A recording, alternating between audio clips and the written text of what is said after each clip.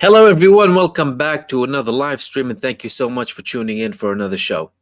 Things have taken a completely different turn today with an Israeli strike against Qatar, but this strike did not come out of nowhere, and it's marking something new, a new beginning, a new escalation, and a wider war coming ahead. Last week, I was talking to you about the 5 list of countries that Israel wanted to start to target. The Israeli leadership was speaking about Hamas not having any sort of impunity and that they need to be chased in any country that they are in. At the time, I spoke about the fact that Hamas leadership is based in Qatar. They go to Turkey, they go to Egypt, they go to Algeria, they go to Lebanon, alongside probably a couple of other countries. But the top on the hit list was Qatar. Qatar is a country that, although Israel does not consider to be a hostile country, there are relations between them. And as a matter of fact, Qatar helped Israel release many prisoners of war. And if it wasn't for Qatari participation, none of them would have gone back to their families. But of course, the arrogance of the Zionists knows no boundaries. These people were starting to talk about Qatar being a state of terror, Qatar being a state of Hamas supporting hubs, and that they need to be targeted. Netanyahu's son, Yair Netanyahu, called the Qatari emir Hitler a couple of months ago or several weeks back. So there was already progress. Israel just over a week ago said that they are gonna be chasing the Hamas leaders and that they will be targeting them one by one. There are many, many things in this attack. Firstly, in the details, the decision, the American involvement. How did they survive the Hamas leadership and who was actually martyred? And what did Qatar say that they will respond with, and who is next after this? There's a lot of stuff going on, and this is no ordinary attack that will have a lot of implications, despite the fact that Qatar is a country that is a peaceful country that is not seeking to have any sort of escalation in the region and played a very big role in de-escalation. First, let's have a look at the videos that came out today from this attack and what happened exactly with it. This was one of the first videos that was published earlier on. Moments of the Israeli attack at 3:46 in the afternoon. Israel landed approximately 10 to 12 missiles targeting the Hamas leadership. They immediately took responsibility. Benjamin Netanyahu said that the decision is purely from Israel. The execution is purely from Israel, and no one else was involved, in a way to try and whitewash the involvement of the United States and pretend as if the United States didn't know. Did the United States know, or did they not know? And by the way, this video was published by the Israeli Speaker of the Knesset, who published a snippet, because there were other videos too, saying this is the message to all of the Middle East. A warning to all of the Middle East. Look at that. Donald Trump, he had a statement. He made a statement on Truth Social, in which he said that, well, I did not make the decision. Benjamin Netanyahu made the decision. And it's unfortunate that this attack happened in Qatar, alongside a couple of details trying to show that, he wasn't involved in this attack whatsoever. What did he say exactly in relation to this attack? Let's go to Donald Trump's actual statement and the details so that we can talk about the truth behind them, or lack thereof, because we know Donald Trump and we know what Donald Trump really speaks about. Donald Trump stated that he did not have any knowledge about this attack from Israel. Bear with me 1 second so I can actually share the actual statement with you. This morning, the Trump administration was notified by the United States military that Israel was attacking Hamas, which very unfortunately was located in a section of Doha, the capital of Qatar. This was a decision made by Prime Minister Netanyahu. It was not a decision made by me. Unilaterally bombing inside Qatar, a sovereign nation and close ally of the United States that is working very hard and bravely taking risks with us to broker peace, does not advance Israel or America's goals. However, eliminating Hamas, who have profited off the misery of those living in Gaza, is a worthy goal. I immediately directed Special Envoy Steve Witkoff to inform the Qataris of the impending attack, which he did, however, unfortunately, too late to stop the attack. I view Qatar as a strong ally and friend to the US and feel very badly about the location of the attack. I want all the hostages, the bodies of the dead, released and this war to end now. I also spoke with Prime Minister Netanyahu after the attack. The Prime Minister told me that he wants to make peace. I believe this unfortunate incident could serve as an opportunity for peace. How pretty is that? An attack for peace. I also spoke to the Emir and Prime Minister of Qatar and thanked them for their support and friendship to our country. I assured them that such a thing will not happen again on their soil. I have directed Secretary of State Marco Rubio to finalize the defense cooperation agreement with Qatar. Thank you for the attention on this matter. Do we believe what Donald Trump said? No, we don't believe. Of course, we don't believe what Donald Trump said. However, we need to understand what the Qataris said as well. Firstly, they have Al-Udeid base, the largest US base, supposedly there to protect them. Now we can clearly see what American protection gets you. The moment that the Iranian missiles were landing on the US base or going to the US base as a retaliation, and when they actually informed the Qataris that it's not intended against them, but against the actual base, anti-aircraft, anti-missile systems were activated immediately. Today, they weren't activated, according to the statement that later on came from the foreign minister of Qatar. He said that the radars did not detect the Israeli fighter jets. There could be two reasons behind that. Number one, the United States shut them off.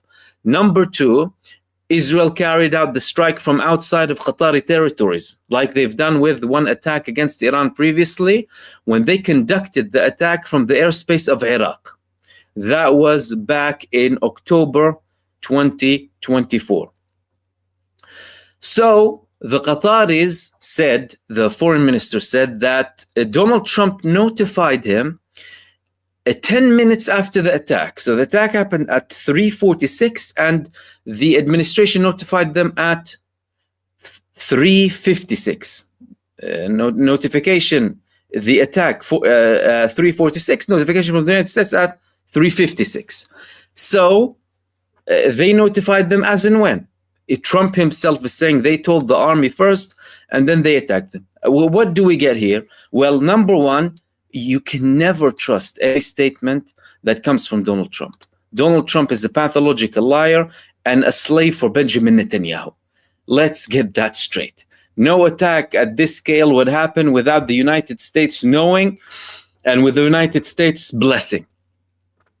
Did Qatar know? That's another question here.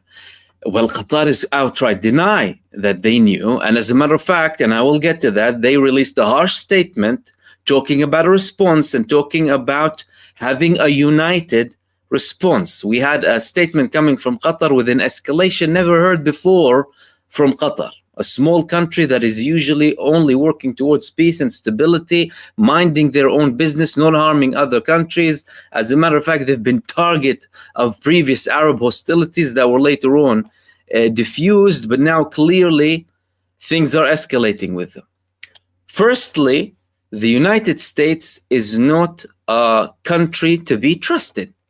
All of the argument of the people who say, you know, we need the United States to protect us and the bases are here to protect us, all of that has gone down with the wind now.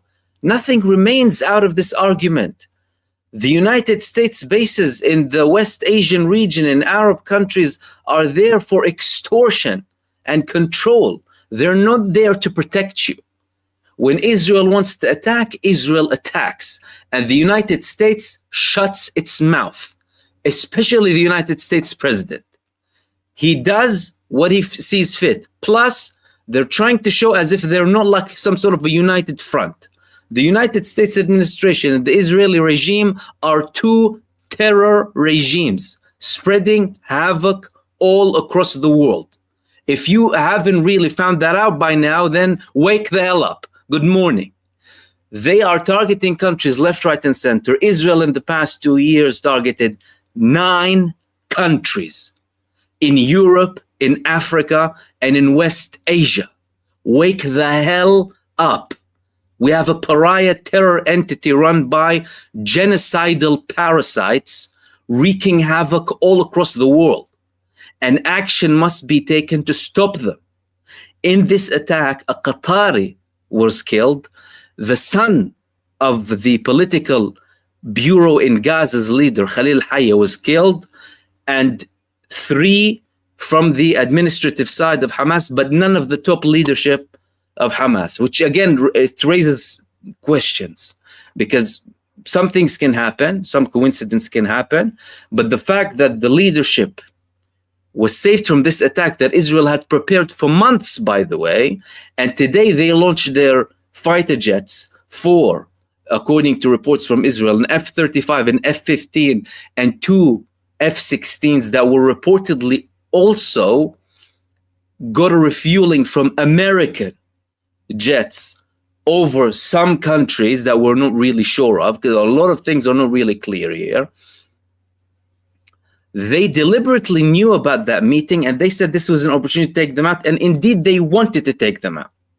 But there's a lot of frustration now in Israel, especially because Hamas confirmed that this operation failed, and they did not manage to target the senior leadership of Hamas. And there was also an image of the leader of Hamas in Gaza, Khalil Hayya, who heads the negotiations, in a hospital, circulating on social media with hardly any sort of injuries or anything of the sort.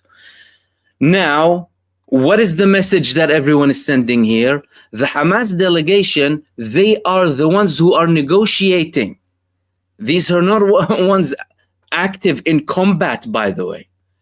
Not as if Hamas is a totally legitimate Palestinian movement carrying out resistance against a genocidal, illegally occupying pariah entity. Don't get me wrong here. But these people were negotiating. They weren't dealing with what's happening, because they didn't even know that the Palestinian resistance in Gaza was planning an attack, by the way.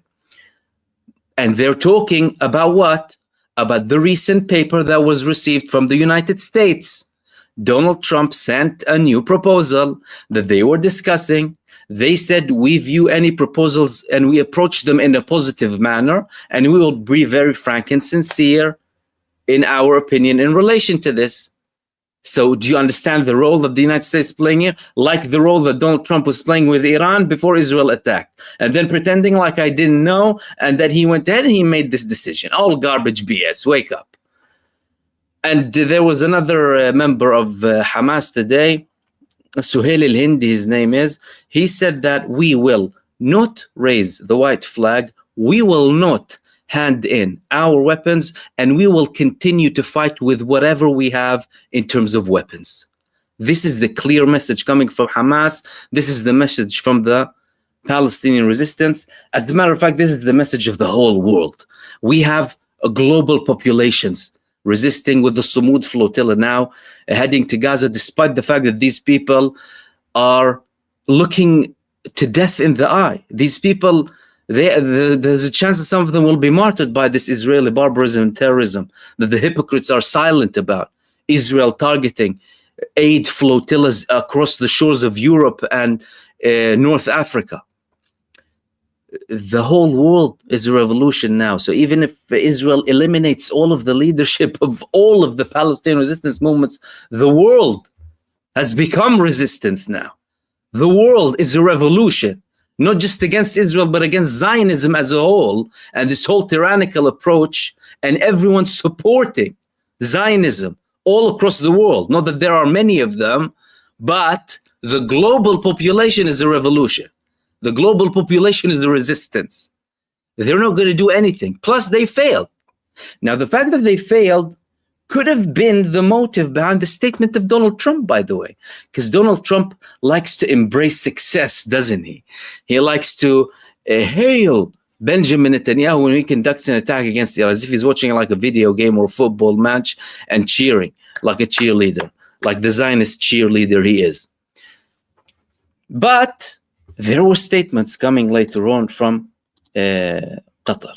Okay, before I get to those statements coming from Qatar and the escalation and the next targets, I need to clarify something here.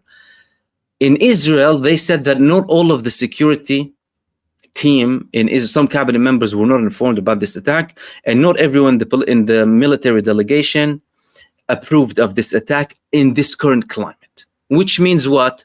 Number one, none of them have a problem with the attack. They just have a problem with the timing. Two, major figures and the majority of political figures and in Israeli media and everyone was celebrating this attack on Qatar.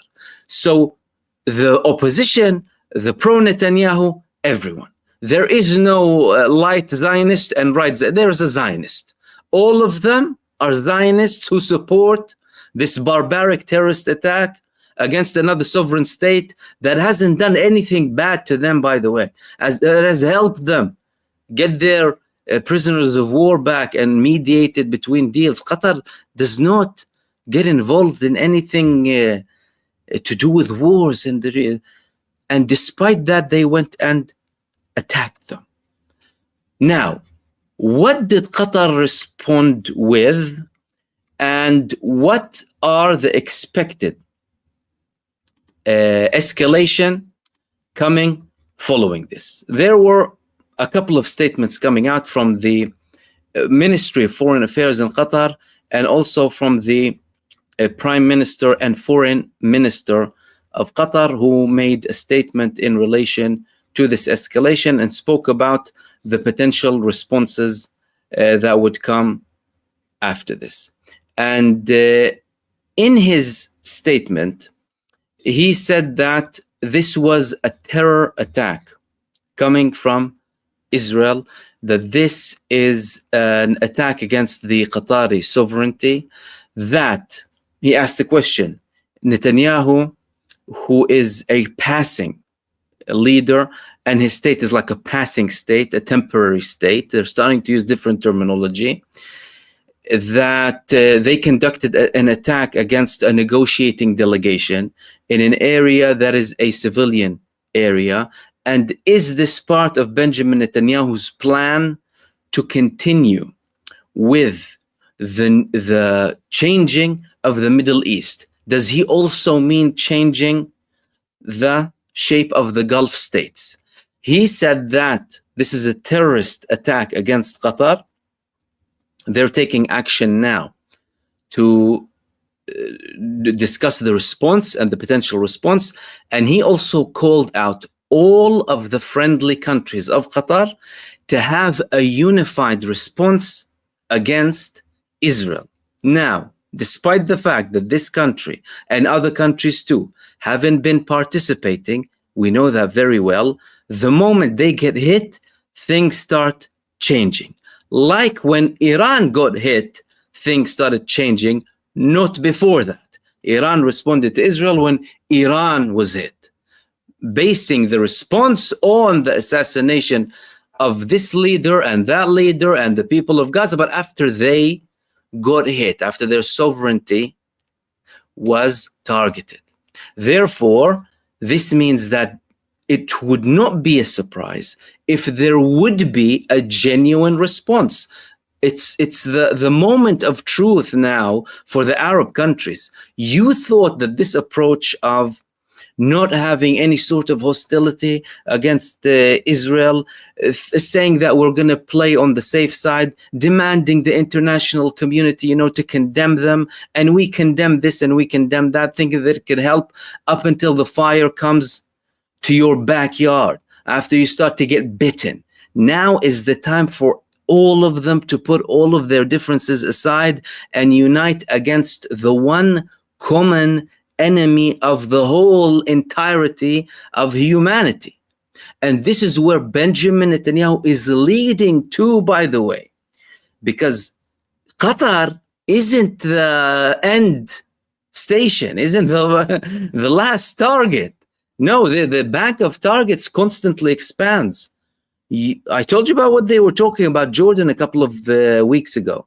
The East Bank belongs to Israel, the government. Sinai belongs to Israel. Another minister was passing leaflets and selling t-shirts that Sinai belongs to Israel last year. All of that is happening. An escalation with Turkey and escalation with Egypt, which brings me to the next targets. The next targets after Qatar now are going to be Egypt and Turkey. The Hamas delegations go to Egypt. The Hamas delegations go to Turkey. Israel, despite their intelligence, despite their knowledge of the power of Egypt and Turkey, despite their strategic importance in the region, that will not stop them from carrying out attacks against them. And that will take things to a completely different level.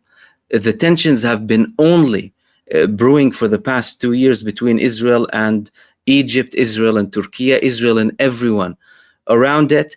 And the time that Israel would decide to attack these countries would be the time that they attack it. That is, unless some of them will, and there's a chance that they would, take the lesson, understand the lesson from Qatar, from this attack against Qatar, because this attack proves that Israel is heading towards more escalation. And now we have, for the first time, calls coming from Qatar to respond to Israel, calls to unite the Arab world to have a response against Israel. If you're not going to get there, they're going to be in your capital. They're going to be targeting your backyard. They're going to be killing your people. There is no justification to such attack. Like a terrorist by the definition of a Zionist, that's automatically invalid, whether it's a blatant Zionist or a hidden Zionist. That is an attack against the country. And they killed a Qatari member of security was killed in this attack. And the leaders weren't killed, by the way. So they need to understand that this is going ahead. This is going ahead, and all of them are going to be targets to Israel. This is not going to stop with Qatar. Qatar is just a station. Benjamin Netanyahu and all of his talk about the greater Israel, what do you think? That this stops Egypt, Syria, Lebanon, Iraq, Jordan, Saudi Arabia, other parts, up to Kuwait, some of their map state. Now, let's talk about how Israel conducted this attack. Because, again, you know, there have been conflicting reports in Israel too, okay? Some people are denying that all of this was arranged like only in the past few hours. Some reports said that, you know, we got specific intel and we ordered the fighter jets to go to Qatar several hours before the meeting so that they can be there when the meeting happens and they can target them and kill them. And by the way, with the level of missiles that Israel landed, this was clearly a targeted assassination happening there, but that clearly failed in taking down the leadership, which means it didn't work. Simple. But what did Israel do exactly? So Israel had multiple fighter jets going to Qatar. They had an F-35, 2 F-16s, and 1 F-15, 1,800 kilometers from Israel. The operation was managed in coordination between the Israeli Mossad and the Israeli Shin Bet. The Israeli Shin Bet has also external operations. They deal hand in hand with Israel. And information that they got, according to them, according to reports in Israel, was saying that the entire leadership of Hamas is going to be having a meeting in Qatar. The political echelon in Israel approved the decision several weeks back to have an attack against the Hamas leadership. Therefore, this didn't just come out of nowhere. And they spoke about it, by the way. They said they will have no impunity anywhere. They're not protected anywhere. Now, the moment came, they had this attack and they targeted the location. This was one of the places that they targeted. Of course, the Qatari authorities, they banned direct live footage from happening when they were taking away, the martyrs and the wounded from the location. But some images were, of course, published, and some other videos as well. Now, another thing that they stated in Israel is that several people were monitoring in the center of operations: the Minister of the Defense, the Deputy Chief of the Shin Bet, the Chief of Staff, and the Air Force Commander, and the head of the military intelligence, after the green light was granted by Benjamin Netanyahu. And 10 bombs, the Benjamin Netanyahu and the genocide minister, Israel Katz. Israel said that they landed 10 bombs only with seconds apart, and that anyone who was targeted had no chance to survive, which again proved to be not correct. It proved to be wrong, because Hamas showed you that, it failed, and none of the leadership was actually killed. The son of Khalil al-Hayya was indeed martyred. One of the manager of the office of al-Hayya also was martyred, alongside 2 others, and of course 1 Qatari security staff. Okay, and these were some of the images that were circulating on the day, coming from Doha. What is the likelihood now, that's the big question, of something happening after this attack from Israel, and what are the next steps? Well, number one, for anyone who didn't get it yet, Israel and the United States are not interested in anything to do with de-escalation. This has been proven time after time, and this just heightens and strengthens the argument that both of the countries, both Israel and the US, are not interested in de-escalation. They are targeting countries in a calculated manner, and the reason that I say targeting, it's because both of them work in total coordination, both Israel and the United States. And Trump, he can deny as much as he wants, he can pretend like he doesn't know. Trump is directly participating in this with Benjamin Netanyahu. If Donald Trump did not want these attacks against Qatar, then he could have banned Benjamin Netanyahu. Now, of course, there's an argument that Benjamin Netanyahu can take decisions on his own, but still he has to have some sort of coordination with the United States. It doesn't work without the United States. Israel is now heading towards more escalation. This was just the beginning. And depending on the involvement or response coming from Qatar, because the foreign minister said in the next few days they're going to be studying how to respond to this attack, and they're going to be speaking with all of the friends of Qatar to have a unified response to this attack, Israel could declare Qatar as an enemy state. They're not declared as an enemy state so far. And if they declare them as an enemy state, then Israel could start having attacks against Qatar like we haven't seen before. However, that wouldn't stop there. Netanyahu and the Israeli leadership have been speaking about opportunities that they will never have in decades. These opportunities include measures that Israel would take to expand its borders, measures that Israel would take against what it describes as its enemies, and measures that Israel would take to escalate things further in the region to the liking of Benjamin Netanyahu and his genocide entity. And for as long as Netanyahu wants, a lot of this, it's not exclusive to, but a lot of it is depending on Benjamin Netanyahu. If Benjamin Netanyahu's political situation and legal situation in Israel allowed him to end the war without any repercussions, he would have. But that's not the case. Of course, Israel in its entirety is a genocidal, ethnic cleansing, supremacist entity. It's a Jewish supremacy oppressing the Palestinian people. They've had ethnic cleansing. They've killed hundreds of thousands. So Benjamin Netanyahu is their produce, is the produce of Zionism. Shows you the true reality of the sick, depraved ideology and all of its followers.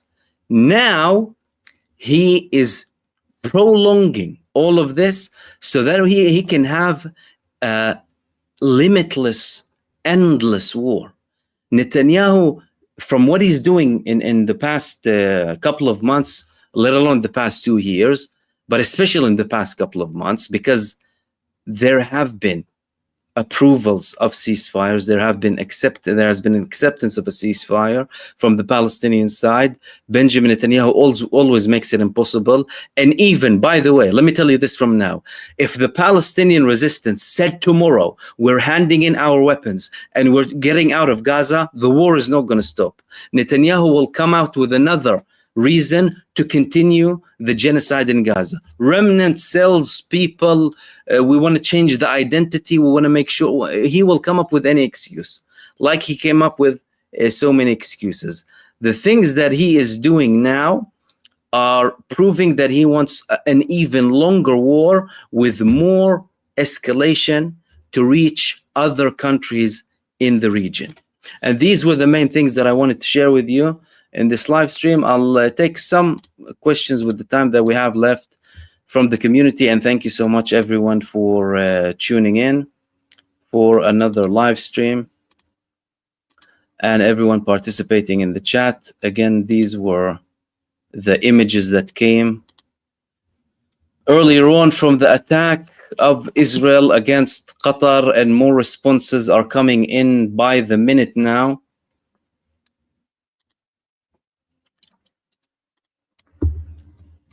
Before we take some of the questions, I'd like to thank Michael McIntyre, Glenn Hoxley, that Freedom Guy, Infinite Content,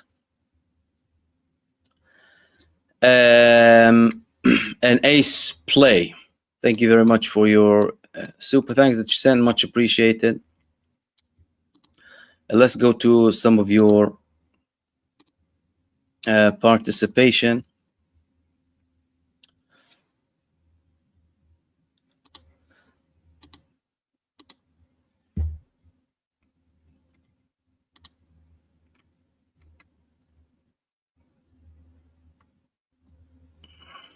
TMZBGD, do you think the response would be a retaliatory strike?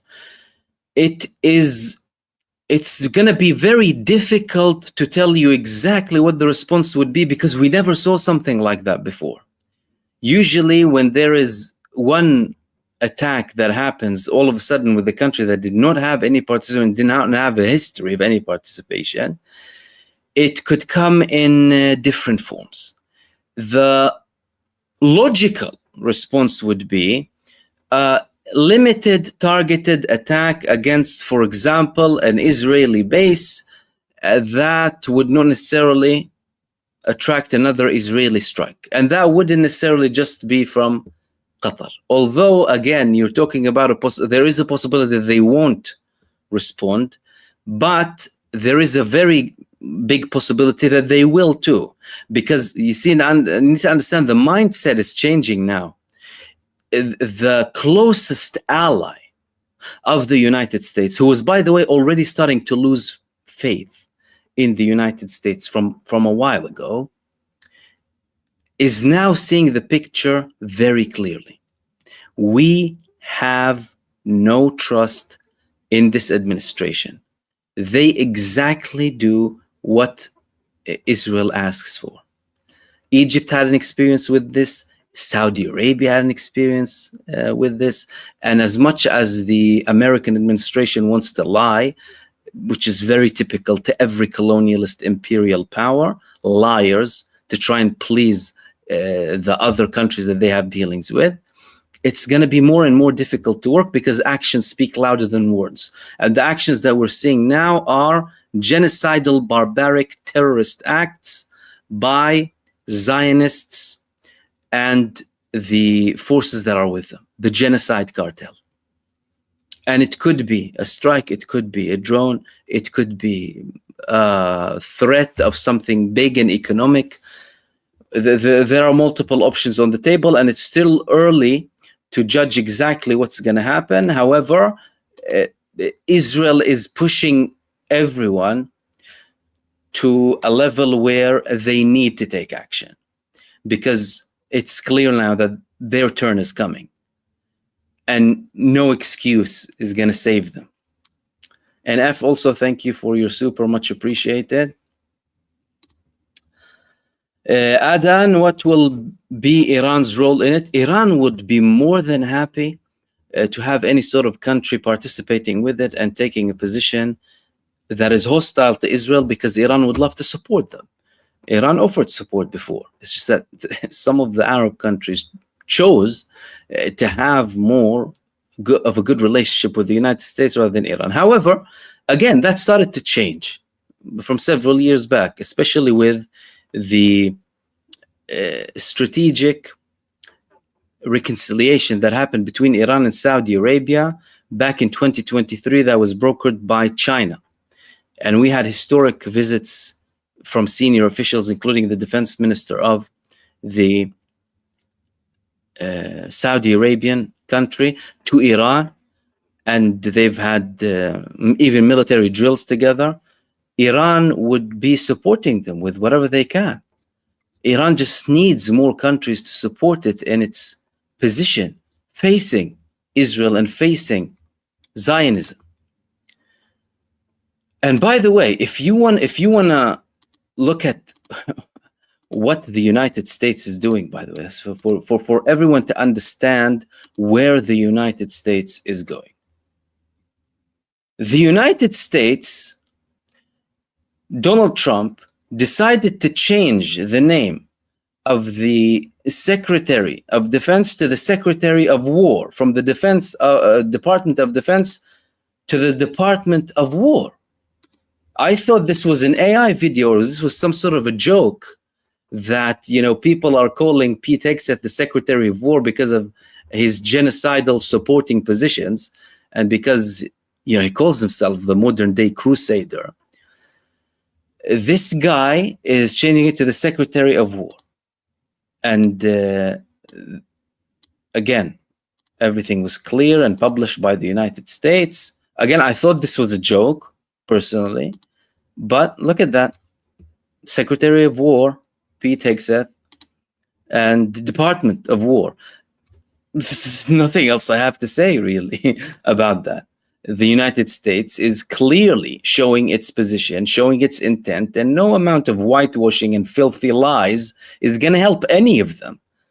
We know exactly what they're up to. Even if Israel gets removed off the map tomorrow, there's still going to be a problem with the United States administration that thrives on chaos and thrives on division between countries.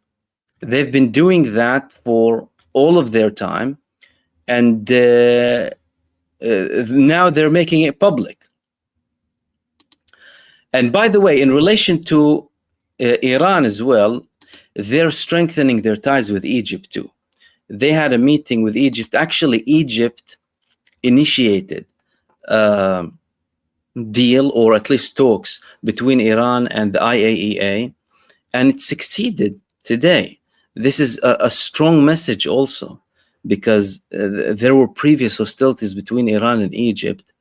There were sensitivities throughout history, but now they're slowly fading away. And even in Egypt now, they're realizing that they need to work on their internal problems, like the state is studying amnesty for some of the political prisoners, because, you know, Egypt is a dictatorship at the end of their military coup, and they need to understand, and they're starting to understand, they need to have a solid and united internal front as well, and they need to have these reforms in terms of political freedoms, to have stability inside and not give their enemies any sort of leeway and any strong points against them.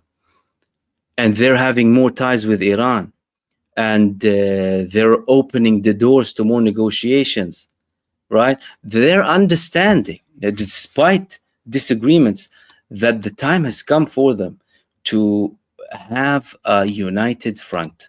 It's not going to work without a proper united front against against Israel.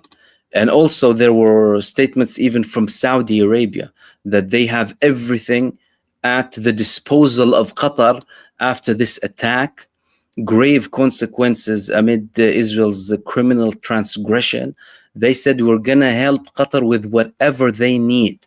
And again, Saudi Arabia is a country that had hostilities with Qatar just several years back. All of them are, we hope that they're going to start to understand that, you know, they need to put the past problems aside and unite against the common enemy.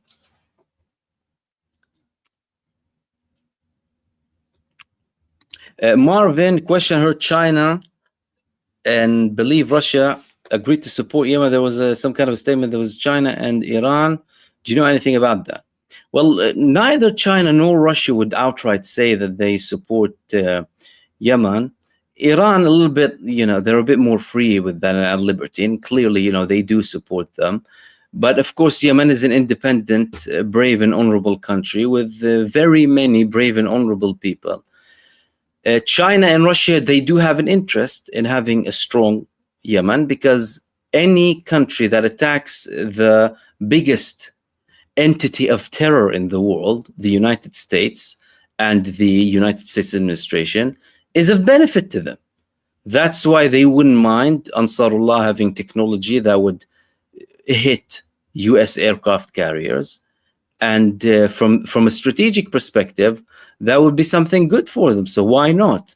The United States would be busy with these countries getting hit by other countries as a result of their aggression, not as if, you know, oh, we you know, out of our own accord, just because we like to, we're going to target. It's because the United States supports genocide. It's because the United States targets Yemen. The United States and the UK, of course, but the United Kingdom is a little puppet to the United States. So it's the United States mainly. Because when the US says something, the British Prime Minister will listen like an obedient poodle. He has no authority, really, in like the bigger strategic things.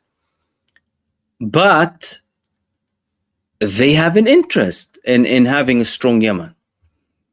And I wouldn't be surprised if they pass technology to them. However, they wouldn't really have any sort of direct confirmation that they have done that.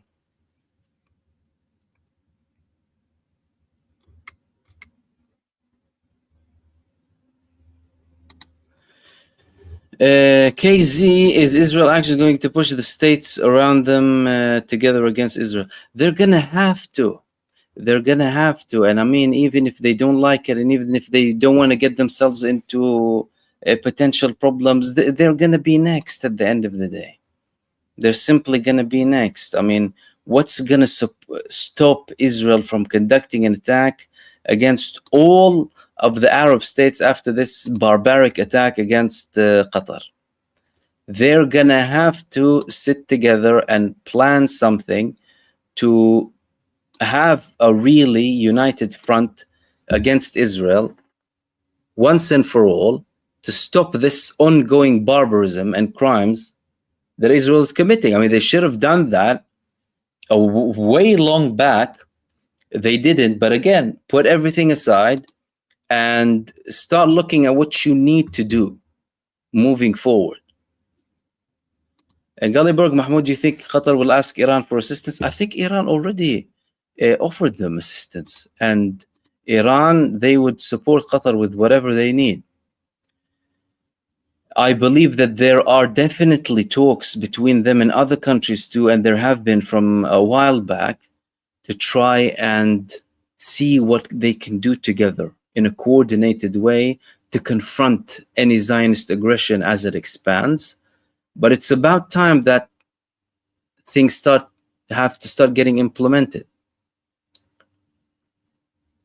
Tony Greyhound and also France as well, thank you for your super, much appreciated.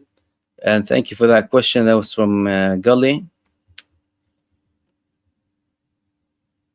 Muhammad, thank you very much, my friend, much appreciated. And thank you everyone tuning in. And with your comments as well. A false flag attack in the US seem a possibility. I think, yeah, it is a possibility. I mean, the United States had 9/11. But the problem now that the United States faces is that all eyes are on the next move. You see, it's not like they can come out with this false flag out of nowhere. They would need something big to try and justify to the American population that we need to go to war. I mean, there are a lot of stupid people who would, listen and obey and be blind, right? Especially, I mean, the armed forces, they want you to be dumb and blind so that you can listen to orders and shut up and do as you're told. So they can chew you and spit you out, cannon fodder. But even, in the armed forces, people are speaking and they are talking and they're criticizing. So they need something to try and justify. The problem they would have with that is the fact that they would be facing a population with a bit more awareness to be conservative, because they're gonna be having all of their eyes on them.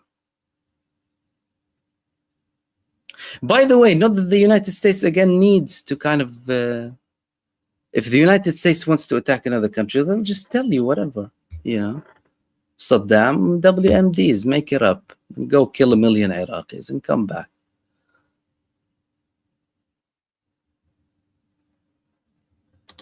TMZBG will desire to claim self-defense even after there is not real attack, a country that didn't attack them. They are the forever victim, aren't they? The forever victim with the forever anti-Semitism claim, right? As false as that whole term is. And the eternal righteous ones and the chosen ones and So of course they're going to say we're going to defend ourselves. But they have been preparing, by the way, the public opinion for this attack against Qatar. Like I said, they've been calling Qatar a terrorist state. They've been calling Qatar like Hitler. Like I said, the son of Netanyahu is calling the leader Hitler. So they've been preparing for that. And again, everyone welcomed it in Israel. Most of them welcomed it.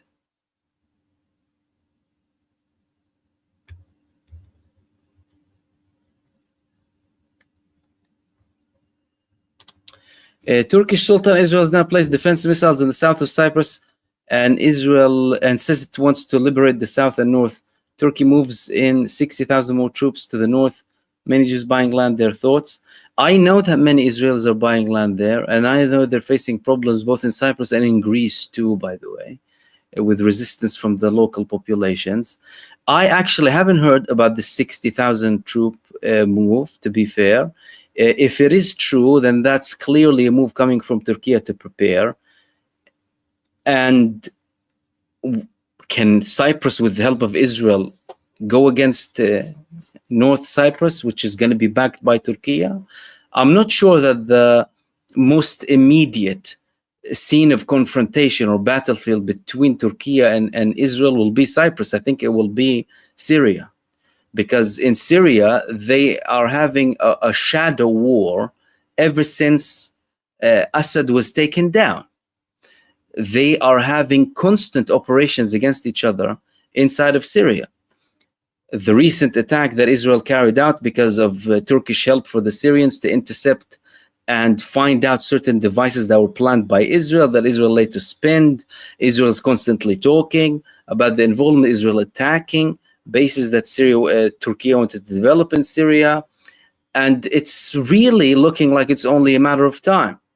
Of course, both sides know that it's not going to be like an easy game. However, it looks like it's going to be inevitable to reach that stage at one point.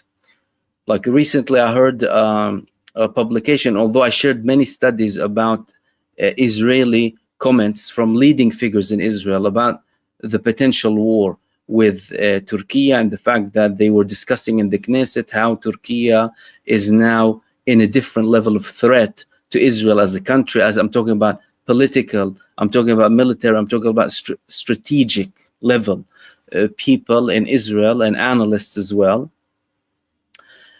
but they know that it's not going to be easy for them because they are not used to dealing with that type of power. Turkey is a NATO member. They have advanced fighter jets, and they have a very strong army.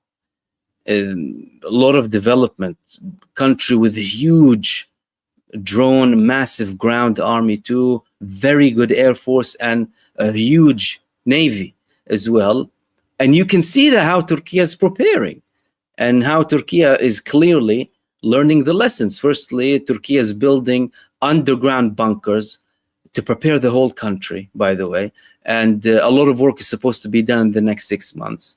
Turkey published more and showed up more missiles, ballistic missiles recently that they developed. They learned the lessons from the war with Iran, and they are clearly preparing. All of this time is happening with preparation because Israel has a plan and Netanyahu is implementing that plan.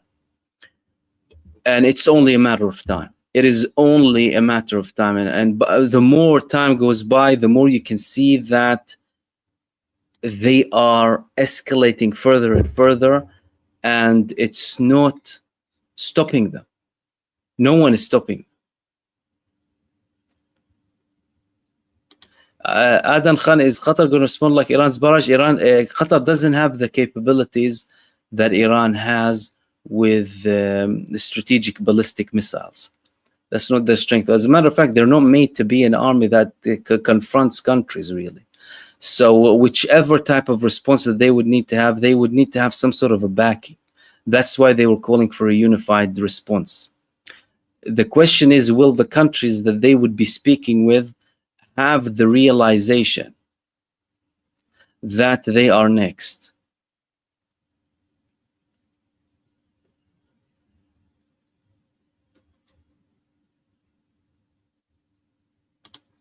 And Shamir Khan, is no Qatar prince is giving Donald Tyrant $1 billion a new aircraft one, and is not the same Donald Trump deceived the Qatari prince and their Arab people? They clearly are, of course. And they have been deceiving for a very long time. And again, the big question is, will they wake up or will they remain in their sleep? 1-point-something trillion. And a plane that Donald Trump will have after, by the way, he's going to use it temporarily as a president. Then it will be moved to his fleet. Or are they convincing themselves that he actually didn't know? Or are they hiding everything and he did actually tell them, and they told the Hamas leaders to hide, and that's why Israel wasn't successful? You know, in the world of politics, everything can happen.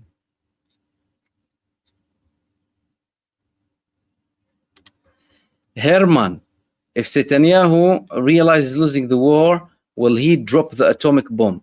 Listen, you're talking about a genocidal psychopath with potentially nuclear capabilities. I mean, of course, we can't verify for 100%, but there's a very high likelihood that they have a nuclear bomb. The use of the nuclear bomb would not only be dependent on Netanyahu, it would be depending on several factors. And usually the use of nuclear weapons will have to go through several chains of command. It's not like the prime minister or the president says, click, and then there we go. Because there were near fatal mistakes in the past when there was the Cold War between the United States and Russia, and they started to change how things work. And listen, at the end of the day, Netanyahu is a man who wants to save himself. And he's worried about his life. They wouldn't care killing a lot of people so long as they protect themselves. There is a chance that they would use nuclear power, because what they've landed on Gaza is approximately 8 times the equivalent of the nuclear bombs that were landed on the Hiroshima and Nagasaki. The only thing that they think about is, well, the consequences and radiation problems afterwards, especially if they want the land. Because usually if you want the land, you wouldn't nuke it. Because if you nuke the land, then you're done. You're not going to be able to use it for anything. A small problem here and there can actually affect you too. However, saying that, they have the capacity. They're crazy people. Insane people.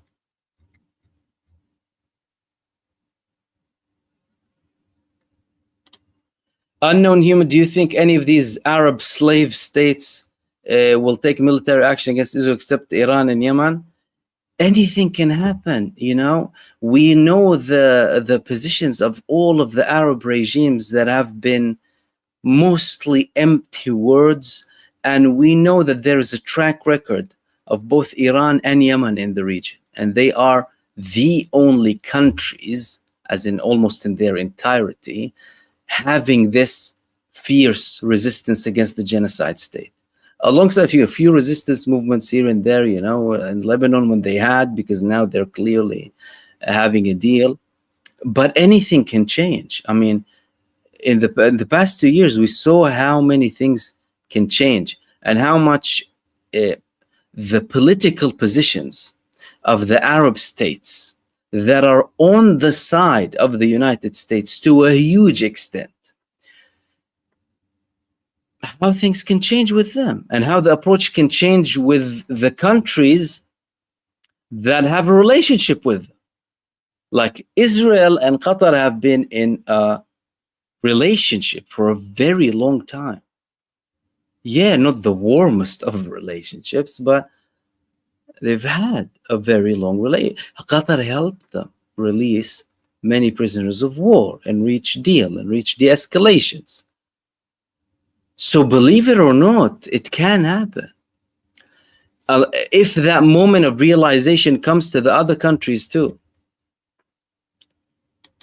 And one small attack, it begins with a small attack because they begin with these attacks, and then it becomes to an all-out war. And Shams is also asking if it's going regional. It looks like it will. It looks like there is no going back by the fact that they targeted the negotiating delegation and tried to assassinate them. In the negotiating delegation country, in a mediator's country, this is such an abhorrent, immoral, depraved act. Of course, not surprising to a Zionist, or that a Zionist did, because a Zionist is a parasite. But I can't tell you how pathetic and immoral that act is. It's like you're speaking with someone, negotiating with them, doing real talk, people actually doing the work, and you go and hit them.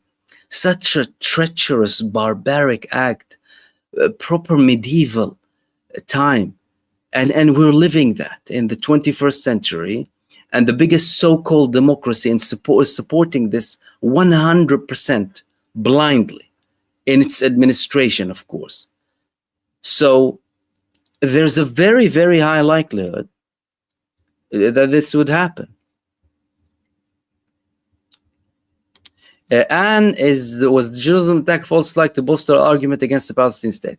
No, it was a genuine attack because, I mean, anyone who lives under this apartheid, sorry, not apartheid, ultra-apartheid, fascist, Zionist, Jewish supremacist, barbaric entity, it's a barrel, really.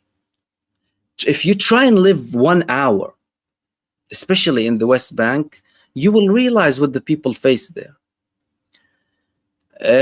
So it's no surprise that these things happen. They're constantly being killed, expelled, administrative detention, kidnapped. And that was an attack. That was a genuine attack. And there was a clear failure there from Israel. But Israel does not need any sort of false flag to justify anything. They'll create whatever they want to create, have whatever argument they want to have, and typically the Western establishment will believe them because it's their final colony in West Asia that they need to protect at all cost, shielded by anti-Semitism claims, shielded from scrutiny, you know. But now, of course, that's all collapsing. That's all changing.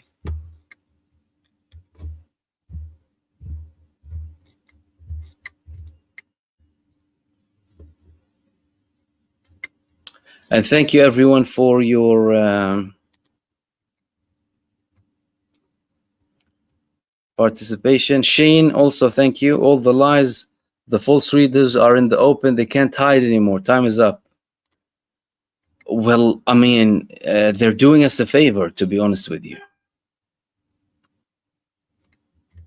They're doing us a favor by being so clear.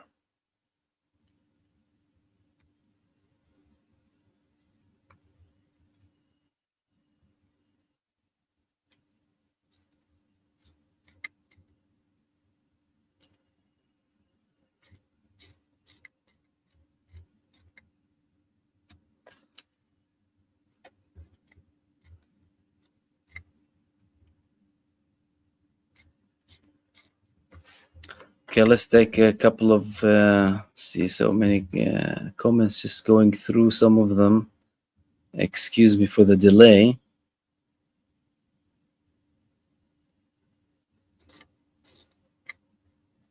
Young Mellow, the American bases there, it could be a double-edged sword. It is a double-edged sword. It's like a tool of extortion and enslavement. And clearly that doesn't do anything.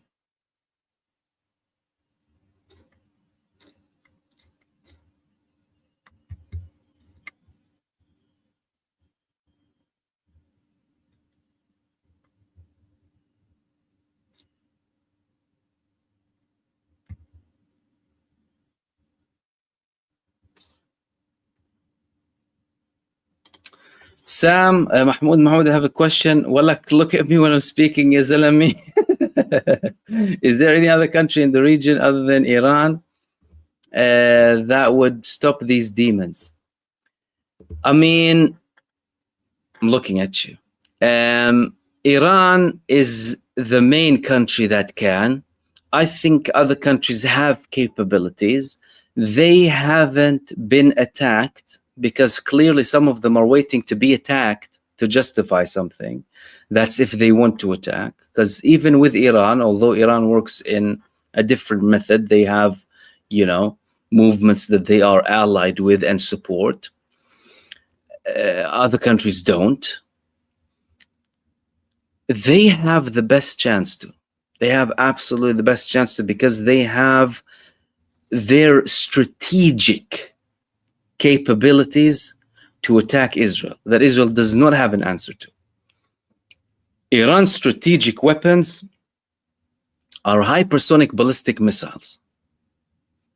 Not many countries in the region have that as a strategic weapon.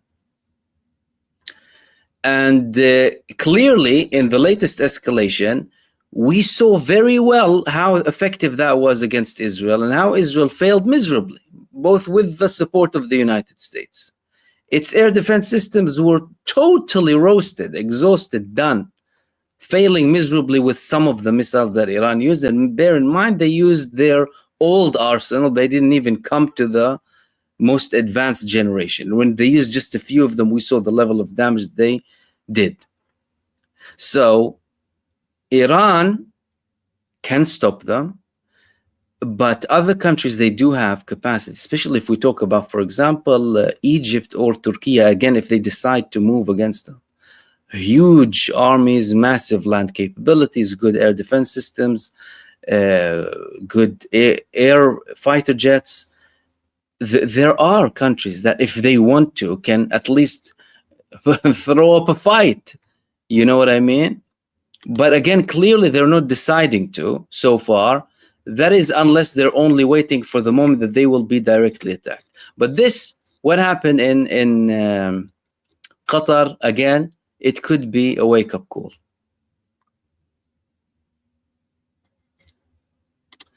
Said Salam Ahmed, do you think the Arab countries might allow the borders to be open for Yemeni fighters to attack as a response? That is a possibility if they feel like that's it, game over, and it's all or nothing, which is, by the way, the case. It is the case.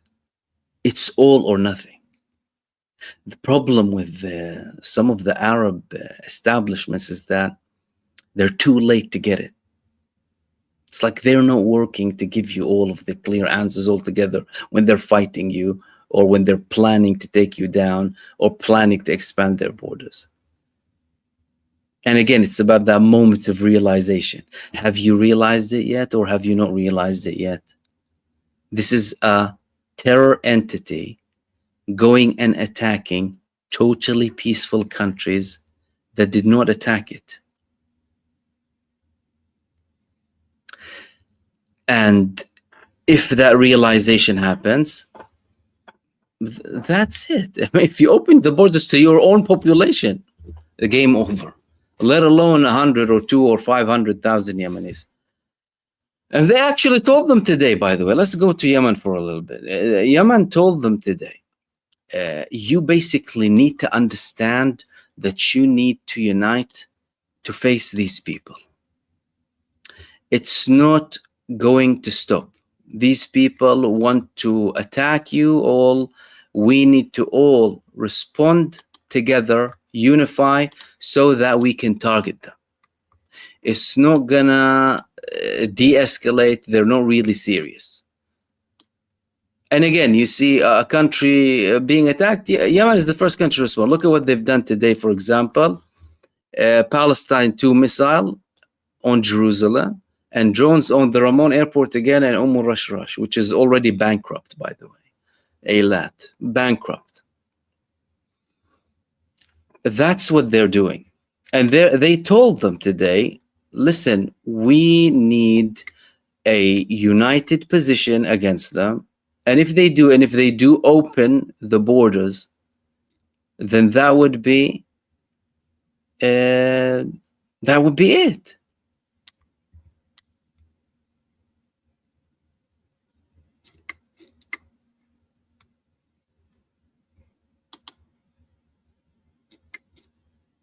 TMZBGD, have any European leaders support Israel said anything about cutting aid over this? Well, Israel is sad about the fact that the Spanish leader told them that that's it, we need to cut off any sort of, military, cut more ties with them. But no real concrete moves have been taken by Europe. Come on. They have a trade agreement with Israel. The only thing that they spoke about is, we'll pause the talks about this and that. If Europe was really interested in actually applying pressure, they would have done so from a very long time ago. Instead, they'll tell you, we cut in this type of weapon, and if it's not used, then, we're concerned about the lack of aid going into Gaza somehow because of a mistake that naturally occurred. And, people accidentally getting shot because of bullets landing from the sky without naming anyone, The first thing that Europe should do is recognize who the culprit is. But Europe doesn't want to do that. I'm talking about the EU as an establishment, by the way, because it's their creation. Israel is a European colonialist entity. Who formed them? Who supported them? Who recognized them? All of it was formed in Europe. British Empire came, took what it doesn't have to people who don't deserve it, and a European entity, primarily, a colony. And then they only started to bring Jews, by the way, from other Arab states because they didn't come up with the relevant numbers, because many European Jews refused to buy into Zionism. Let's not forget that. Like now, how Zionism is losing momentum with many, many, many Jews. So it's not serious, though. It's an elite establishment. That's why. And not everyone falls into the idea. But the EU is still supporting. The United States is still supporting. There are a few countries here and there with a bit more, better positions. But still nothing, nowhere near anything that is actually required, basically.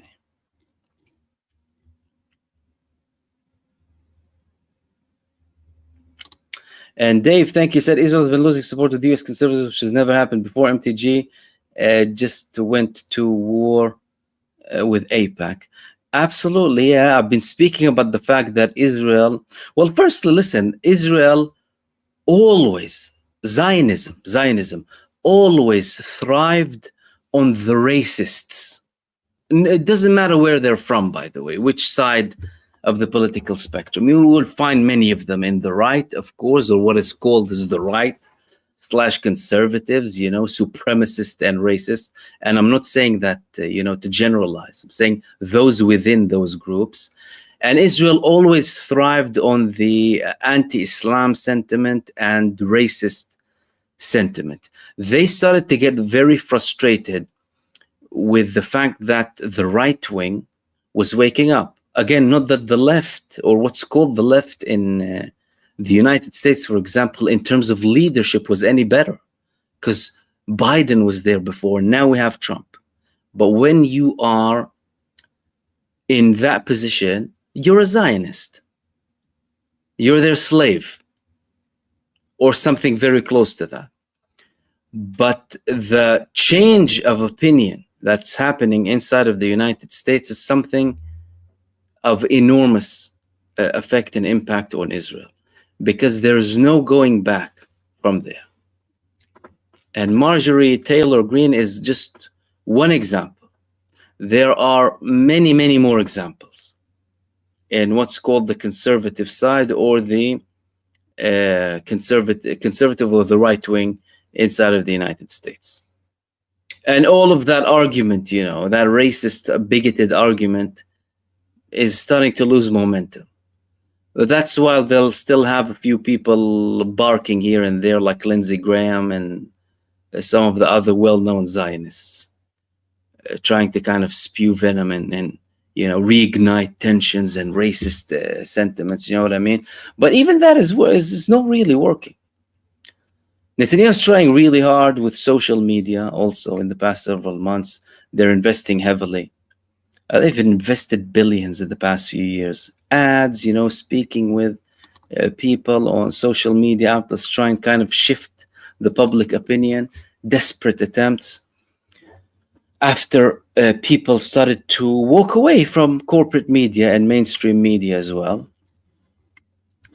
But they reached the point of no return. The damage is done.